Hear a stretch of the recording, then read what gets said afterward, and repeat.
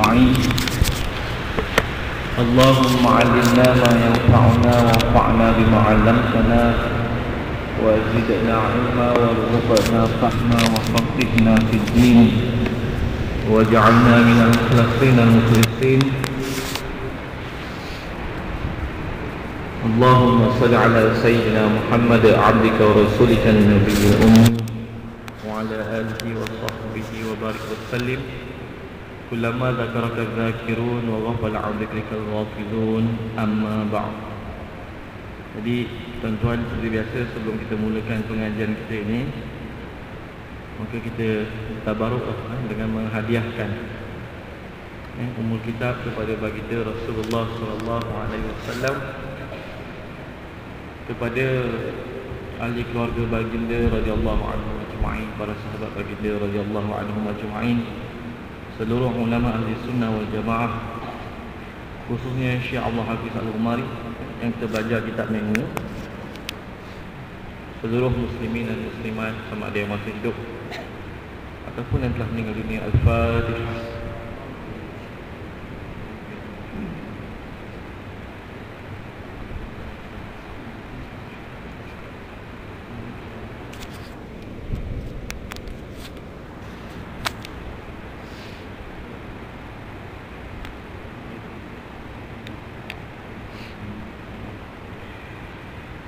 Jadi tuan-tuan, alhamdulillah kita dah sampai pada muka surat 165. Ini perbincangan sedikit, perbincangan berkenaan dalil dan ulasan yang akan dibuat oleh Syekh Abdul Hafiz Al-Umari. Tapi seperti biasalah, saya akan kita menilai dulu. Ini kalau tulis-tulis kat kita ada kumpul sangat apa. Tuan-tuan, pengalaman saya alhamdulillah bila melepas kaunseling dengan orang-orang bekas JI ni di Johor, memang kita tengok orang yang mempunyai akidah yang rosak ni, perwatakan dia keras. Perwatakan dia keras, mungkin dia tak sedar watak dia keras, mungkin dia tak sedar. Pengalaman kita berjumpa dengan orang-orang yang mempunyai akidah yang rosak, memang perwatakannya keras. Walaupun tuan-tuan tengok pada zahirnya mungkin dia pakai pakaian jubah, mungkin pakaian dia pakaian serban, berkopiah, berpundah, tapi bila kita berbincang dan mendekati dia, orang ni rasa keras. Kalau tak air muka tu pun wajahnya, kata-katanya keras. Agaknya ni yang Rasulullah SAW sebut, idza ra'aitum rajulan, kalau kamu tengok satu orang lelaki kata halakan nas, oh manusia sudah rosak, akidah semua orang dah rosak, dah tak ada orang Islam dah dalam muka bumi ni, semuanya rosak kerana sekularisme. Ini memang ada orang tulis begini. 600 tahun sebelum kedatangan Muhammad bin Abdul Wahab, semua orang terjebak dalam syirik. Kata-kata ni keras. Maka Rasulullah SAW kata bahawa ahlakuhum, orang macam ni paling rosak sekali. Orang macam ni paling rosak. Sebab lidah ni cermin hati, tuan-tuan. Lidah ni cermin hati. Dan kita tengok orang yang mempunyai akidah yang rosak juga susah nak bersangka baik bersama Muslim. Susah nak bersangka baik bersama Muslim. Dia cepat sangat menilai orang, cepat sangat menilai orang walaupun daripada jauh. Cepat sangat. Dia kata orang ni kata halalah zina, doktor ni menghalalkan zina. Senang, mudah sangat tuduh orang macam tu. Saya kata kamu betul-betul dengar ke perkataan dia menghalalkan zina? Yang saya dengar tu tak, dia tak kata macam tu pun. Tak macam tu. Kamu yang kata macam tu yang saya dengar, dia tak kata macam tu. Mudah, mudah. Sebab apa? Sebab kata para sahabat, husnul dhan min husnil ibadah. Orang yang baik ibadatnya, baiklah sangkaannya pada orang lain, Muslim sama Muslim.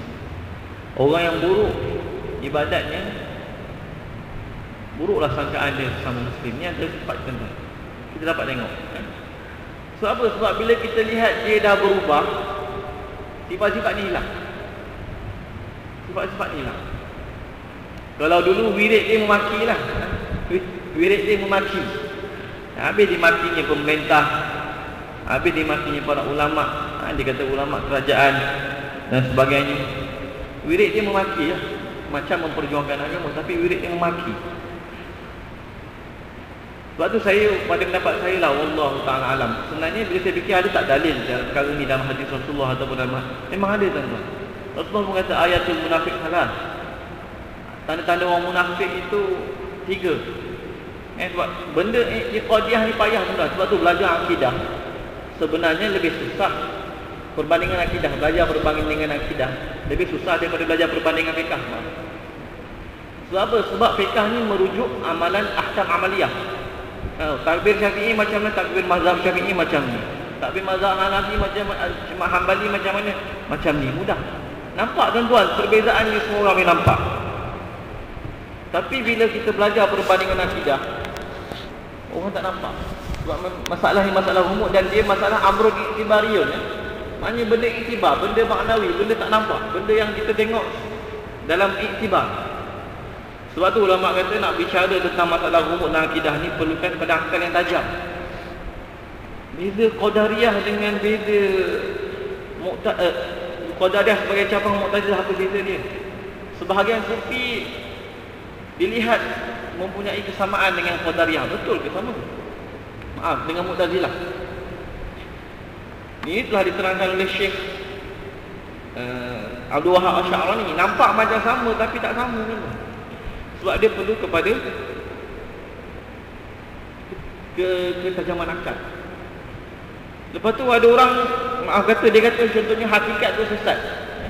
Kalau ada ustaz-ustaz ngajar tuan-tuan, ada benda, ada nama hakikat, ada nama syariat, nama ustaz tu ajar benda sesat. Apa beza hakikat? Apa beza golongan sufian dan golongan batiniyah? Jadi oleh kerana benda itikad ni amrun iktibariyah, maknanya benda yang mainkan ataupun dalam bentuk khayalan, dalam bentuk yang tak nampak. Jadi perkara ni, sebab itulah ulama kata haram bagi orang awam untuk berbicara benda-benda yang rumit dalam perkara akidah. Sibukkan mereka dengan fiqh lebih baik, sibukkan mereka dengan usul tasawuf lebih baik. Sebab apa? Sebab dalam akidah ni susah nak nampak benda yang sangat halus. Jadi macam orang munafik memang tak nampak tuan-tuan dalam hukum dia, dalam di dunia ni memanglah dia layan seperti orang Muslim. Tapi Rasulullah kata ada tanda-tanda dia. Bila dia berjanji, dia dusta, bila cakap bohong, bila bergaduh melampau, keras, wataknya keras. Dan Allah Subhanahu Wa Taala juga sebut tentang Rasulullah SAW, bagi kabi rahmatin minallahi linta lahum walau kunta fadhal ghalidhal qalbi lan faddu min hawlik. Allah kata dengan rahmat Allah lah maka Rasulullah sallallahu alaihi wasallam berwatak lembut. Kalau tidak, kalau bukan kerana rahmat Allah Subhanahu wa taala, keras hati, bengis. Jadi begitu juga tuan-tuan, orang yang ada masalah dalam akidah, wataknya keras, sangat suka bersangka buruk sesama Muslim. Jadi kalau kita lihat satu-satu, maaflah, mungkin kita nak bicarakan tentang dalil tentang satu-satu jemaah tu, mungkin ini bukan kerja awam. Tapi boleh dilihat secara hukum akal. Maksudnya boleh dilihat secara zahir. Orang yang mengikut satu-satu jemaah ni bagaimanakah perwatakannya? Kalau yang ikut semua ni jadi keras macam tu kan. Keras, wirid jadi caci maki mencaci maki, keras je wataknya. Susah nak bersangka buruk ni, baik bersama Muslim. Ada something wrong, ada masalah ni. Tapi kalau watak ni lembut, rahmat sama Muslim, sebab orang yang dekat hubungannya dengan Allah Subhanahu Wa Taala, dia akan mengambil sifat Allah Subhanahu Wa Taala, terkesan dengan nur Allah Subhanahu Wa Taala. Dan sifat Allah Subhanahu Wa Taala yang paling zahir sekali ialah sifat rahmat. Bismillahirrahmanirrahim. Alhamdulillahirabbil alamin arrahman. Allah menzahirkan sifat rahmat. Siapa sahaja yang dekat hubungannya dengan Allah Subhanahu Wa Taala, sifat rahmatnya akan begitu zahir. Tengok Rasulullah tuan-tuan, nak wafat pun ummati. Dekat akhirat pun bila dihidupkan pun ummati.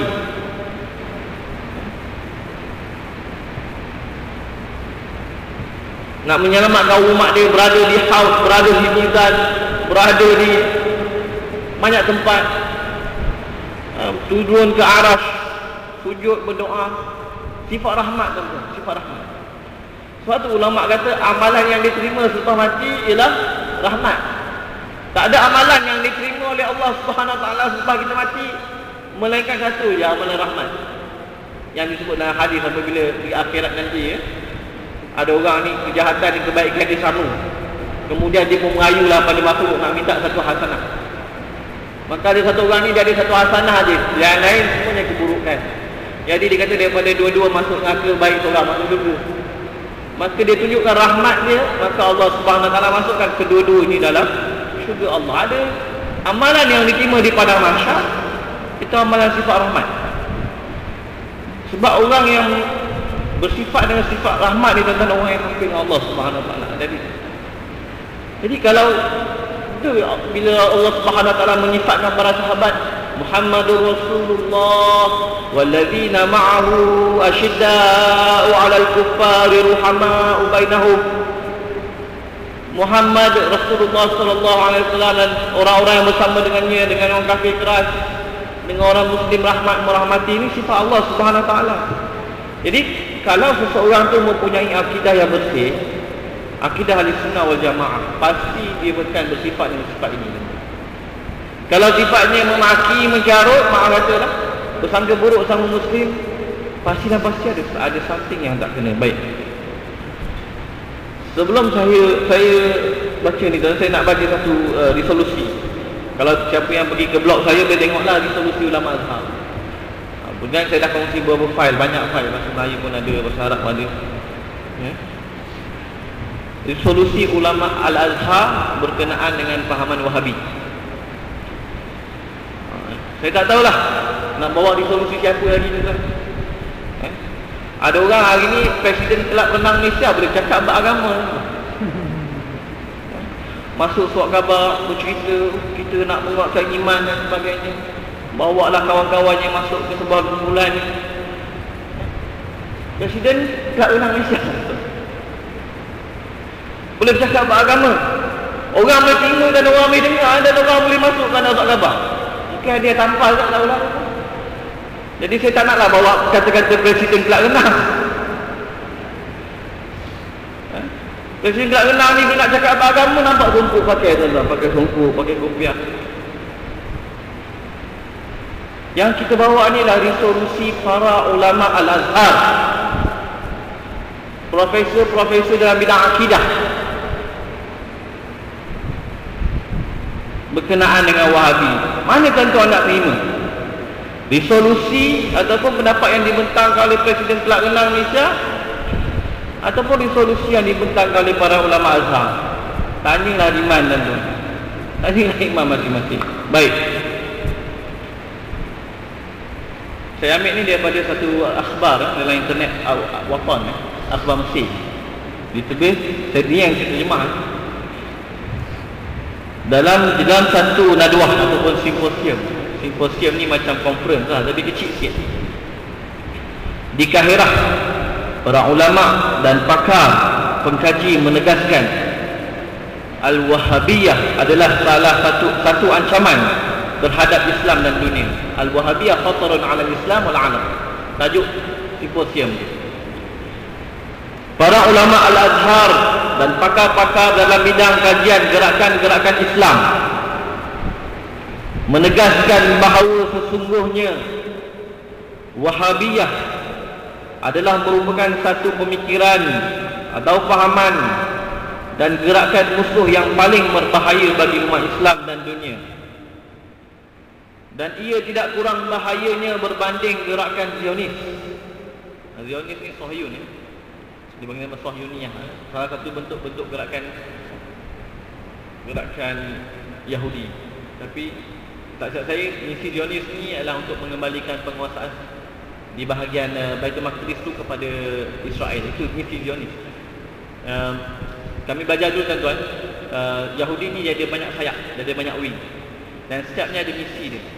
Dan biasanya dia akan gunakan nama yang bukan melambangkan nama Yahudi itu sendiri. So macam ni dia guna Zionis, dia ada protokol Zionis dan sebagainya. Dan dia tahu dia tak boleh mengalahkan umat Islam secara langsung, maka dia menguasai bangsa lain untuk mengalahkan umat Islam. Sebab umat Islam tahu sangat dah. Orang kata sekilas ikan di air apa, dah tahu jantan betina. Macam itulah orang Arab, umat Islam. Helah-helah Yahudi ni sangat diketahui. Tapi apabila Yahudi menguasai bangsa lain yang kuat, kemudian bangsa tersebut menguasai bangsa Islam, orang yang bukan memahami tabiat Yahudi tak faham. Yahudi memang dia tak akan, jarang sangat dia menguasai Amerika, tapi dia tak akan jadi presiden. Begitu. Dia pegang kongres cukup lah. Yang jadi papek dia presiden. Dia begitu. Nak bunuh Nabi Isa bukan dia bunuh. Dia bagi fitnah, Raja Rom datang perang. Begitu Yahudi dan kita dah bincang. Kenapa bahayanya Wahabi ni tuan-tuan? Kerana ia menyebarkan pemikiran-pemikiran dan sikap serta tindak tanduk yang bengis, bersifat keganasan, perasaan benci, serta sikap mudah mengkafirkan mana-mana pihak yang bertentangan pendapat dengan mereka. Ini jauh dan jauhlah bersifat jauh bertentangan dengan sifat rahmat Allah Subhanahu Wa Taala. Ini ada masalah. Benci sama Islam ni tuan-tuan. Bila Allah Subhanahu Wa Taala letakkan iman dalam diri seseorang, tu Allah sayang dekat dia. Dan kalau di ahli sunnah wal jamaah lagi, ulama kata apa? Al-alimu habibullah walau kana fasiqan wal jahilu aduullah walau kana amidan. Orang alim, orang yang tahu mengenal Allah Subhanahu Wa Taala dengan akidah ahli sunnah wal jamaah itu kekasih Allah walaupun zahirnya fasik. Orang yang jahil dengan sifat-sifat Allah Subhanahu Wa Taala, dengan cara berkaitan dengan akidah ahli sunnah wal jamaah, aduullah walau kana abidan, musuh Allah walaupun kamu nampak dia tengah tangis semayang. Dia pun tak kenal ma'bud dia tuan-tuan. Dia kata ma'bud dia kat langit, dia tak kenal lah. Dan sikap serta tindak tanduk mereka yang memalukan ini merosakkan gerakan mempertahankan Islam di Palestin dan Iraq. Tuan-tuan pun tahu bergaduhnya Syiah dengan Wahabi, bukan Syiah Sunni, Syiah dengan Wahabi, bunuh-membunuh. Baru ni saya bagi surat khabar satu orang tokoh Wahabi minta supaya Syekhul Azhar mengisytiharkan kafir pada orang Syiah, mengeluarkan Syiah. Syekhul Azhar itu kami tak nak ikut pendapat begitu. Keras. Kalau nak hukum orang, tak dihukum. Di Palestin pun tuan-tuan tahu apa kata Qaradawi kepada gerakan Wahabi ini yang bergaduh dengan Hamas. Orang duk sibuk dengan Yahudi, dia bergaduh dengan Hamas. Bijak sangat. Dan adalah menjadi kewajipan syar'i untuk menentang pemikiran ini serta pengikut-pengikutnya dengan segala cara yang ada. Dan ini dinyatakan di dalam simposium Islam, perbincangan khusus dan diperkembangkan. Bincang kemudian diperkembangkan yang telah dianjurkan kemarin di Kahirah dengan tajuk Al-Wahabiyah, satu ancaman bahaya kepada Islam dan dunia. Ini berita ni tajuk 26 April 2010. Boleh kata suam-suam lah. Tak panas sangat, suam-suam lah. April. Dan panel-panel pembentangan penyelidikan serta perbincangan adalah terdiri daripada bukan Presiden satu orang enam. Pertama, Syekh Dr. Abdul Rahman Al-Subki, salah seorang ulama dari Azhar Al-Sharif. Al-Mufakir Dr. Ahmad Sayyih As-Sayyih, profesor di dalam bidang akidah dan falsafah Islam di Al-Azhar. Kalau profesor di Azhar ni tuan-tuan tak reti bab akidah, tak tahu kan? Ada orang yang kata kita tak boleh sesatkan Wahabi, tak boleh sesatkan. Takut. Bukan kita yang sesatkan, ya Allah. Kita cuma ikut kalam ulama. Berapa ramai ulama yang garang kita Al-Farqu Bainal Firaq, contohnya Imam Khatib Baghdadi, Al-Milal wa Nihal Imam Syahrustani. Kalau tak kena imam-imam ni, bagaimana nak kena orang yang sesat kan tuan? Oh, tak boleh nak sesatkan orang. Allahu Akbar. Bukan kita. Kita cuma ikut ulama. Dah ulama kata sesat, kamu tak kata sesat. Kamu ikut siapa? Al-Mustasyar Penasihat Ahmad Abdullah Mahir, salah seorang daripada ulama besar yang mempunyai kepakaran berkenaan gerakan-gerakan Islam di Mesir. Yang guru kami pun ada satu orang dulu kan. Yang belajar dengan dia Dr. Muhammad Amin bidang dakwah dan mengkaji gerakan-gerakan Islam. Setengah-setengah gerakan Islam ni kadang-kadang yang paling bahaya gerakan yang tidak mempunyai ulama. Dan setengah-setengahnya yang paling bahaya juga yang tak mempunyai dasar dan ahli sunnah. Maknanya jadi macam tukang kayu malam. Syiah mai masuk, Wahabi mai masuk, bergolak pecah kumpulan dia. Salah satu orang menang. Dan bila yang memegang tampuk urusan itu bukan orang soleh, Allah tak jaga urusan itu. Allah waliyul ladzina amanu. Allah apa? Allah wali itu ada ayat Quran. Itawallas salihin min ibad. Allah menjaga urusan orang soleh. Kalau yang jadi ketua kita bukan orang soleh, Allah tidak menjaga urusan dia. Profesor Abdul Fattah As-Sakir, pemikir Islam yang terkenal, Dr. Abdullah Sa'dawi, pemikir, Dr. Ahmad Syauqi Al-Fanjari, pemikir Islam yang terkenal, Dr. Ali Abdul Jawad, pakar berkenaan kajian gerakan-gerakan Islam, dan beberapa ulama dan pakar-pakar yang lain. Ini semua pakar-pakar, tuan-tuan. Seorang pun tak ada pengurusi kelas renang. Simposium ini telah meletakkan beberapa cadangan dan kesimpulan, dan yang paling penting adalah seperti berikut. Pertama, pakar-pakar dan para ulama menegaskan dalam penyelidikan mereka terdapat 7 penyelidikan yang dibentangkan dalam perbincangan mereka bahawa sesungguhnya Al-Wahabiyah sebagai satu bentuk dakwah dan seruan dan pemikiran berdiri di atas prinsip menolak, saya sikit, dan mengkafirkan pihak lain, dan sesungguhnya ia mengancam keamanan dan kesejahteraan di seluruh negara-negara Islam dengan sebab ia menyebarkan pemikiran-pemikiran teroris, keganasan dan jenayah yang sangat berbahaya. Pemikiran-pemikiran ini menyebabkan pemuda-pemuda Muslim mengkafirkan serta membuat keganasan terhadap masyarakat dan para pemerintah bersandarkan alasan sebab yang sangat remeh. Contohnya tak ada janggut, tuan-tuan. Tak boleh. Awak tak sah semayang belakang dia, tak ada janggut. Remeh sangat. Apa sebab dia tak boleh jadi wali? Tak ada janggut. Tuan-tuan boleh tengok dalam fatwa-fatwa Wahabi, tuan-tuan. Apa hukum semayang belakang orang tak ada janggut? Apa hukum orang tak ada janggut jadi wali? Sebab-sebab yang sangat mahal tu lah. Kita tak nafikan Islam, tapi jangan menghukumkan orang begitu sekali, tuan-tuan.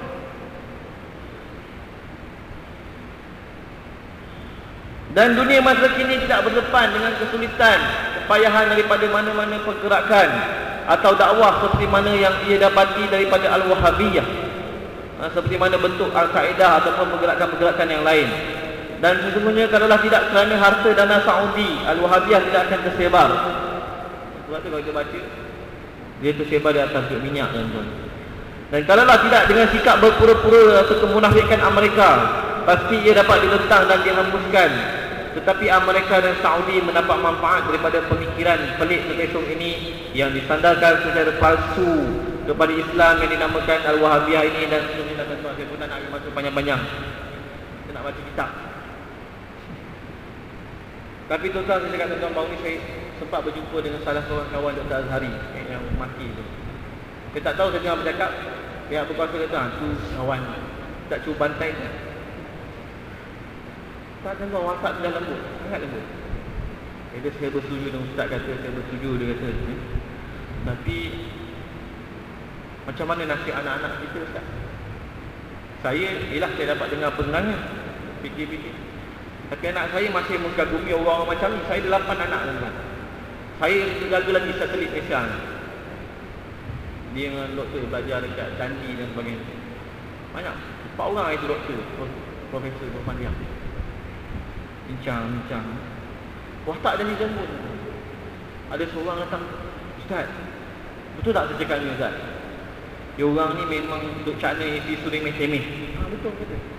Memang cakna isi suri temeh. Tapi dalam isi suri temeh itulah yang bersikap keras sangat. Isi suri temeh itulah yang kita duk gaduh, tuan. Boleh pakai tasbih, tak pakai tasbih, boleh. Itu yang duk gaduh. Mengkafirkan orang atas perkara-perkara yang sangat-sangat remeh.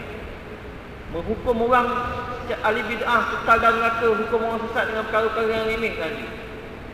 Bukan remeh, kadang-kadang tak masuk akal langsung. Seperti menghukumkan orang yang baca Yasin dengan bid'ah dan sebagainya. Tak masuk akal. Memang tak masuk akal. Kan Imam Syafi'i kata, aku bagi hujah, kalau tak masuk akal kamu jangan terima. Boleh masuk ke akal kita membaca Yasin masuk akal ni? Sebab tu kalau kita baca dalam Surah Al-Azhar, orang yang mereka Wahabi ni terblok, maksudnya terhalang dia punya intelek dia.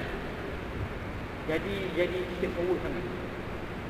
Jadi bukan lurus bendul kan. Tak tahulah, minda ni tak terbuka.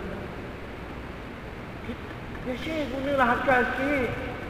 Takkan orang pakai kain pelikat bawah buku lali pun akan masuk neraka. Isbal, dia panggil isbal kan tuan. Ilahnya apa dekat situ? Oh, tak boleh sembahyang belakang imam ni. Isbal. Masjid tu imam ni tak isbal. Imam. Ni Syekh, mudahnya kamu menghukum orang lain. Rasulullah bagi kebenaran kepada Sayyidina Abu Bakar untuk mengisbalkan kainnya. Kenapa? Kerana menunjukkan bahawa yang haram itu kibir, bukan isbal. Jadi asal-asal yang benda-benda yang remeh-temeh ni lah tuan-tuan, maka dihukumkan ke masyarakat. Wa'iyazillah. Baiklah, nanti kembali tak fikir pasal dia orang tuan-tuan. Baiklah, kita baca-baca. Tapi nak jumpa dia orang lagi ni bukan. Muka surat 165. Antara perkara yang remeh-temeh yang kita bincang sama ni, hukum masjid yang ada dalam makam para anbiya, makam orang-orang soleh, yang seperti mana masjid-masjid. Sebab masjid yang mulia-mulia ni tuan-tuan, semuanya asarul anbiya, semuanya kesan-kesan para nabi. Masjidil Haram ke, Masjid Nabawi ke, Masjidil Aqsa ni, ini semuanya kesan-kesan para anbiya. Bukannya kemuliaan dia berdiri semata-mata, juga kesan para anbiya. Allahu Akbar. Tiba-tiba tak boleh ziarah, tak boleh. Syekh, orang nak musafir ke makam Nabi tak boleh, tapi orang pergi melancong selama je. Pergi pula kat piramid, kan? Makam Nabi tak boleh ziarah. Kalau safar tu safar maksiat, tak boleh kosong solat. Tengok gambar dia kat internet depan piramid. Ada gambar kat UK pula kan? Makam Nabi tak boleh ziarah. Tengok kat UK ada macam. Syekh, ni akal fikir mana? Akal kamu letak mana? Oh, dalil lah Syekh tu ya. Bukan kamu tafsir, ulama yang tafsir. Apa ulama kata? Kadang-kadang berdepan dengan Wahabi pun akal tu. Habis tertengok dah. Tak payah nak guna dalil-dalil sangat. Baik. Dalil daripada Al-Quran yang menunjukkan harus membina masjid yang ada dalamnya makam orang-orang soleh ialah daripada surah Al-Kahfi. Apabila orang melihat kesan Ashabul Kahfi, di tempatnya ada beberapa tempat, tapi yang saya pernah ziarah tu di Jordan lah, salah satu. Dalil dari Al-Quran. Saudara penulis menjadikan ayat Al-Quran, na'udzubillahi minasyaitonir rajim, lanattakhidanna 'alaihim masjidan.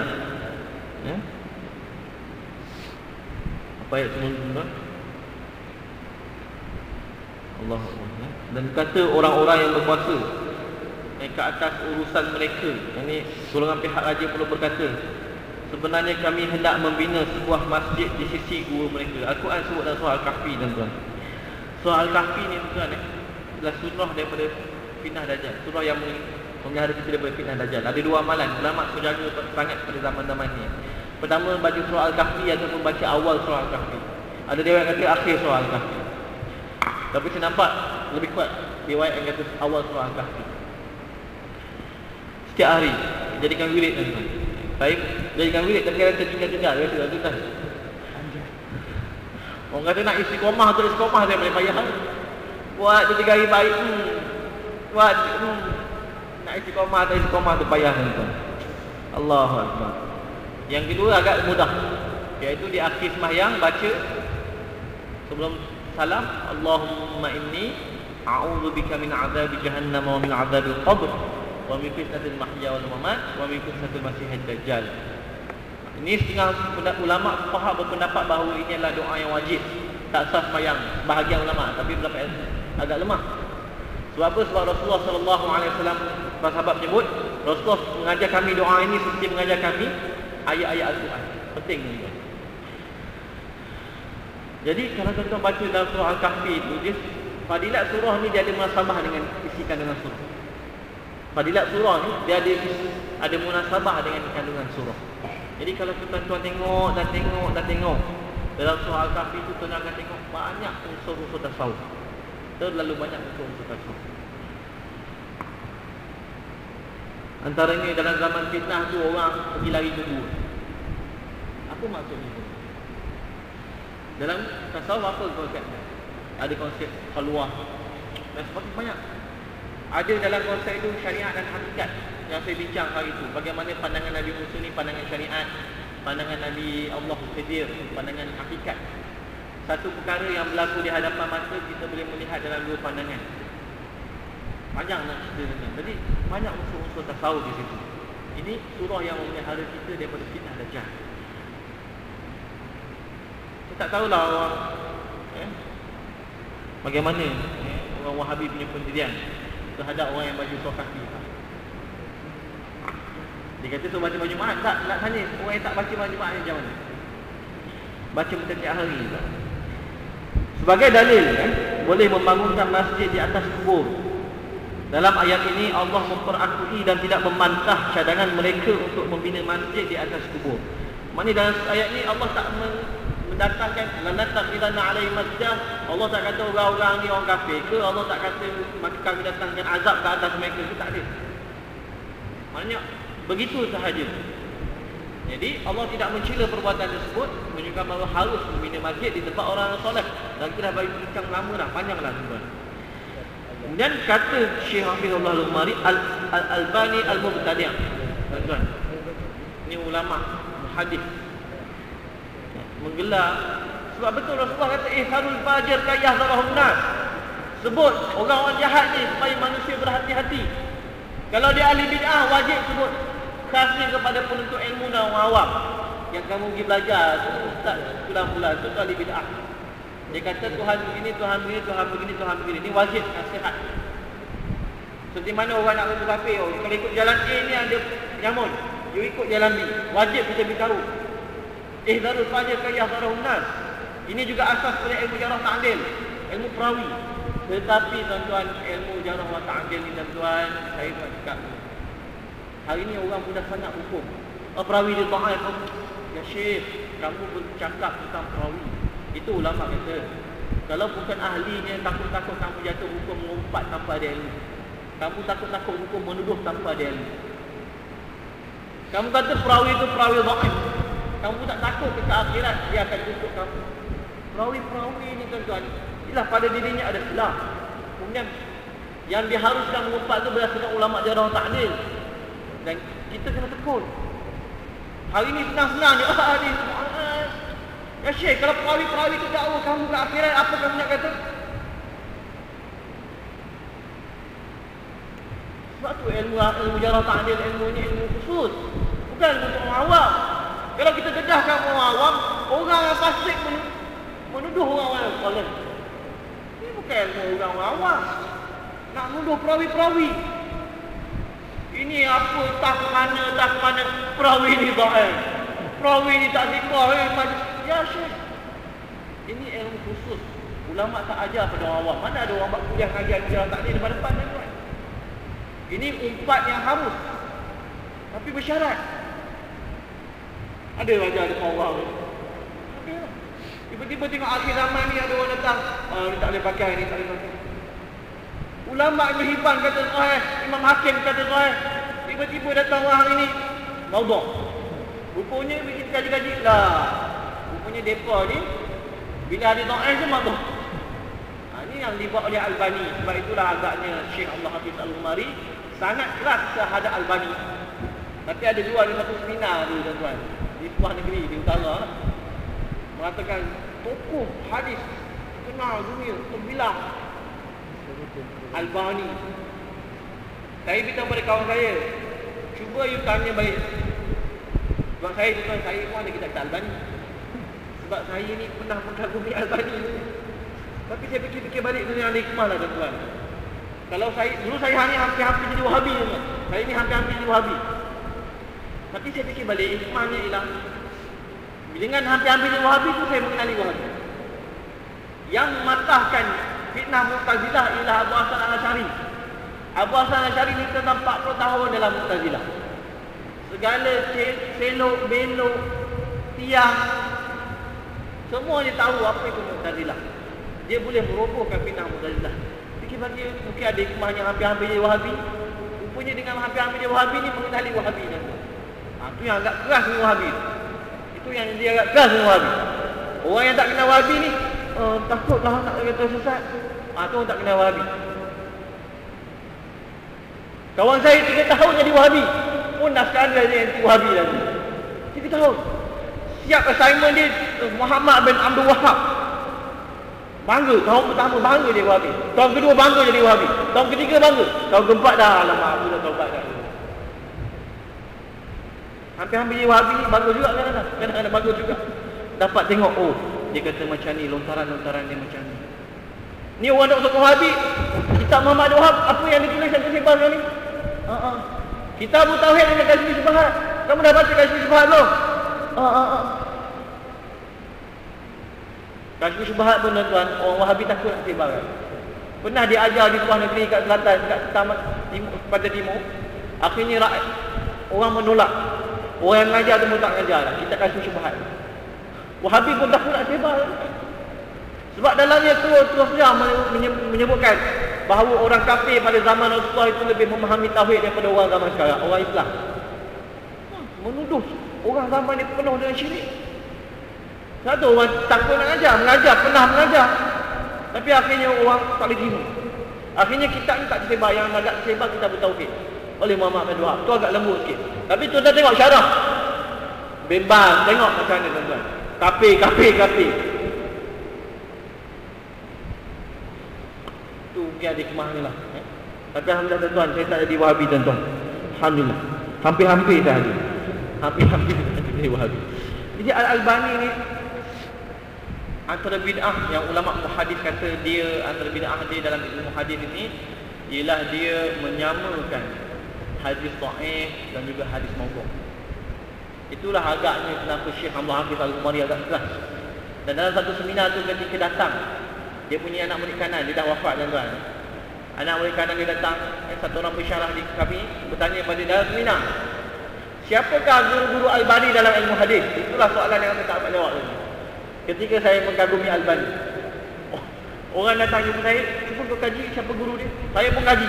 Buku-buku dia yang saya beli dia kaji. Sejarah hidup dia. Tak jumpa tuan-tuan guru dia. Yang jumpa 2 orang di Syria, mazhab fiqh Hanafi. Kalau tuan-tuan jumpa, beritahu saya tuan-tuan. Anak murid dia kanan, yang sekarang ni ada satu markas Imam Albani, dia tulis di Jordan. Di satu seminar pun tak dapat nak jawab. Pusing sana, pusing sini, pusing sana, pusing. Tak dapat nak jawab. Tiba-tiba orang kita tokoh hadis zaman gemilang. Saya dah cerita dulu tuan-tuan. Satu orang muhadis di Syria tu. Dalam bulan puasa tengah-tengah lapar petang-petang asar tu baca kitab hadis Rawahul Bukhari. Tiba-tiba ada orang kata, ya Syekh, hal sahahul Albani. Hadis ni diriwayatkan oleh Imam Bukhari. Ada orang tanya, adakah Imam Albani kata hadis itu sahih? Bunyi marah, ya himar, ya himar. Orang Arab ni kalau sebut himar ni hina sangatlah tuan-tuan, macam bahasa Melayu ni babi lah. Ya himar. Aku sebut Al-Bukhari, kau sebut Albani. Siapa Albani dengan Al-Bukhari? Baik. Banyak tuan-tuan. Kalau tuan-tuan baca nasihat Syed Ali Tontawi daripada Albani pun ada juga. Dia kata kamu jangan cakna langsung ke fiqh ni, bukan bidang kamu. Al-Albani si pembid'ah itu. Saya mengatakan Albani ni pengkaji je lah tuan-tuan, pengkaji. Memang kita katalah tahap-tahap hadis ni banyak. Gelaran muhaddis dalam hafalan ada gelaran dia. Gelaran muhaddis dalam ilmu jarah wa ta'dil ada gelaran dia. Berbeza. Ya. Jadi adakah Albani ni ulama jarah ta'dil ataupun ulama hafazan? Tak semua muhaddis ulama jarah wa ta'dil tuan. Mungkin dia hafaz tapi dia tak boleh nak jarah wa ta'dil perawinya. Baik. Adakah Albani ini ulama jarah wa ta'dil? Tak. Syekh, satu orang syekh, doktor apa saya lupa, dia kata bila dia melihat cara Albani menilai hadis, maka Albani banyak bergantung kepada kitab Syiar A'lamin Nubala oleh Imam Az-Zahabi. Jadi bukan juga ulama hafazan, sebab ulama hafazan kena hafaz lah. Kalau tak hafaz langsung tak panggil ulama hafazan. Adakah ulama jarah ta'dil? Juga tidak, dah hafaz. Bahasa lembut sikit penggaji tu. Tapi bukan saya guna. Syekh Abdul Hafiz al-Guna, Al-Hafiz al-Umari, Al-Hafiz menggunakan bahasa yang lebih agak ilah, tapi ulama tuan al-mubtadi', ahli bid'ah. Al-Albani si pembid'ah itu mengatakan pendalilan yang dikemukakan ini salah dari dua sudut. Maknanya Albani kata salah ni, tak betul. Albani ada karang kitab banyak tuan, hukum jenazah, bid'ah-bid'ah dalam jenazah. Tuan-tuan tengok macam-macam dekat situ tuan-tuan. Ada yang betul, ada yang salah. Satu, tidak betul untuk mengatakan Allah memperakui perbuatan mereka hanya kerana Allah tidak menolak cadangan itu. Jadi ini kata-kata Albani. Lainlah jika terdapat bukti yang nyata bahawa mereka adalah orang Islam yang soleh dan berpegang dengan syariat Nabi mereka. Dalam ayat ini tidak ada pun membayangkan yang demikian, kata Albani. Malah ada kemungkinan mereka ialah orang kafir atau orang jahat. Inilah kemungkinan yang lebih hampir kepada kebenaran. Sangkaan-sangkaan. Kedua, kata Albani, Allah menolak perlakuan mereka mendirikan masjid di atas kubur melalui lisan Rasulullah sallallahu alaihi wasallam yang sabit dalam hadis yang sahih. La'anallahu al-yahuda wan nasara ittakhadhu qubur anbiya'ihim masajid. Allah melaknat orang Yahudi dan Nasrani, mereka menjadikan kubur nabi-nabi mereka sebagai masjid. Justru apa lagi penolakan yang lebih ketara daripada ini? Bandingan mereka yang menjadikan ayat ini sebagai dalil membolehkan pembinaan masjid di atas kubur, samalah seperti orang yang mengatakan harus membuat patung dan berhala dengan mengambil dalil daripada ayat Al-Quran yang menyebutkan tentang jin yang ditundukkan kepada Nabi Sulaiman. Ini kata Albani lagi tuan-tuan. Dia kata orang yang kata boleh, samalah. Berdasarkan ayat ni, kalau ada orang kata boleh buat masjid, no, ada ayat yang lain. Allah SWT sebut berkaitan dengan Nabi Sulaiman AS. Na'udzu billahi minasyaitonir rajim. Ya'maluna lahu ma yasha'u min maharib wa tamathil wa jifanin kal jawabi wa qudurir rasiyat. Golongan jin itu membuat untuk Nabi Sulaiman apa yang dia kehendaki dari bangunan-bangunan yang tinggi, maharib, patung-patung. Maharib itu mihrab, maksudnya tempat-tempat ibadat. Dan patung-patung. Tapi di sini yang terjemah ni menyebut bangunan-bangunan yang tinggi lah tuan. Dan patung-patung, maknanya jin yang bekerja pada Nabi Sulaiman tu dia buat bangunan, dia buat patung dan pinggan-pinggan hidangan yang besar, jifan yang terjawab, yang besar seperti kolam, serta periuk-periuk yang besar yang tetap di atas tukunya, rosiat ni kukuh.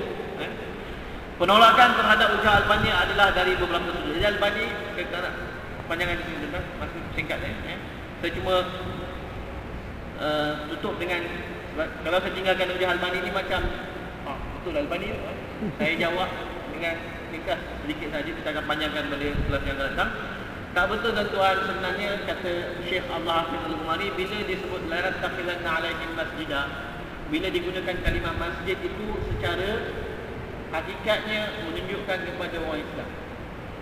Sebab kalau orang tu orang kafir, dia akan guna bi'atan sawami' ke, iaitu kuih-kuih. Jadi bila mereka kata la tattakhidhanna 'alaihim masjida, kami nak buat masjid, menunjukkan secara zahirnya orang ni orang Islam. Ini tafsir Ibn Abbas yang disebut oleh Syekh Abdul Hafiz al-Umari. Dan apakah hukum jin-jin membuat patung-patung ketika berada di bawah pemerintahan Nabi Allah Sulaiman alaihissalam, maka ulama tafsir menyebut ini adalah di antara pengkhususan yang diberikan kepada Nabi Sulaiman alaihissalam yang tidak diberikan kepada orang-orang yang lain. Begitu juga tentang masalah memperhambakan jin, memperhambakan jin dan sebagainya. Jadi insya-Allah kita akan sambung pada minggu depan, dan kemudian kita akan bincang tentang masalah qada solat yang luput. Ini juga masalah yang Ibn Taymiyah dan Ibn Qayyim bertentangan dengan jumhur ulama. Bahkan setengah ulama kata bertentangan dengan ijma' ulama. Solat yang ditinggalkan dengan sengaja dari sisi Wahabi tak perlu qada, tak perlu qada. Bertentangan dengan dalil-dalil yang sangat kuat daripada jumhur ulama. Tapi di sini yang dibincangkan oleh Syekh Hafiz Al-Umari, dalil-dalilnya agak ringkas sahaja. InsyaAllah kita akan bincang lagi di masa akan datang. Kita akan jawab apakah dalil para ulama, apa tafsiran para ulama bagi ayat tersebut, adakah sama seperti mana yang difahami oleh Al-Albani. Kita doakan sedikit tentang insyaAllah. أعوذ بالله من الشيطان الرجيم بسم الله الرحمن الرحيم الحمد لله رب العالمين والصلاة والسلام على أشرف الأنبياء والمرسلين سيدنا محمد وعلى آله وصحبه أجمعين اللهم علمنا ما ينفعنا وانفعنا بما علمتنا وزدنا علما وارزقنا فهما وفقهنا في الدين واجعلنا من المخلصين المخلصين اللهم أرنا الحق حقا وارزقنا اتباعه وأرنا الباطل باطلا وارزقنا اجتنابه وصلى الله على سيدنا محمد وعلى آله وصحبه وسلم والحمد لله رب العالمين قبل الله